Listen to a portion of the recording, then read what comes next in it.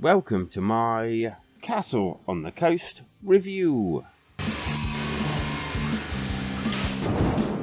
Like and subscribe if you want more of my content.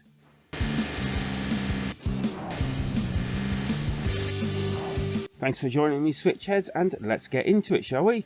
So, do you remember them open-ish world platformers where collecting objects to get to other levels was kind of like key to the gameplay? You do? Oh joy, I think you'll like this one. You see, as well as unlocking things with using these collectibles, you also unlock keystones to help unite a family, and this really does involve some challenging level platforming. And some of these can involve trippy areas and also sections where you have to drive vehicles, balancing on those ball things, just like a certain other game, which involves balancing and monkeys and a ball.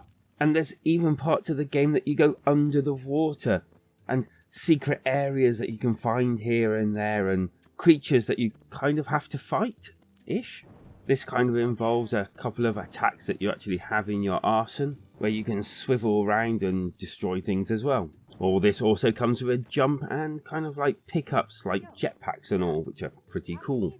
And even cooler than that, you get to have costumes and different characters that you can transform into once you find them. Some are actually quite funny. As for them puzzling bits, well, it's kind of light puzzling and platforming. It can get challenging at times with the controls kind of just only being able to keep up with itself without going too floaty here and there. And I believe this game is aimed at kids or the younger audience, but I think in co-op mode, and yes, it has a co-op mode, this can be used with adults and children both at the same time, which would be great, sort of like a parent with their child, sort of like playing along into it, helping out if needed. If not, then just go out and have like lots and lots of fun with it. And I think the whole parent-kids world suits very well, and both having a great time together within this like trippy world. I did encounter a couple of problems, not really like great game breaking, but I did encounter like frame rate issues here and there, and it did feel like it dropped to a slow at certain parts when there was loads on the screen, and it certainly did start juddering a bit.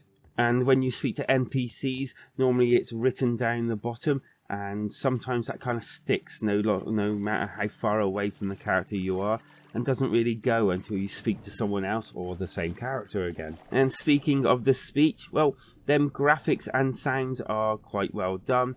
Gives it a good atmospheric, like trippy, as I've said time and time again, type feel that's kind of almost retro in itself. And yes, it's voiced. Yes, voice, which is brilliant. I was not expecting that in this game, and that's just awesome. And thank you very much for that and going the extra mile.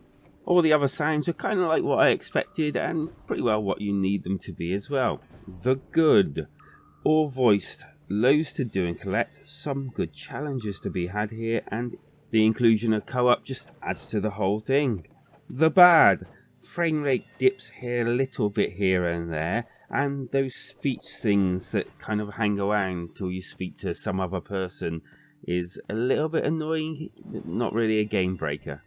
And now for that all-important score, and I'll be giving Castle on the Coast a quite well-deserved 3+ out of 5. I think it's a decent game enough for younger and older players to get together or play singly. I think it's also a marvellous game that, you know, parents can play with their kids, their daughters, their sons, and just have a great time together. And I also think, after all, that is kind of like what it's all about.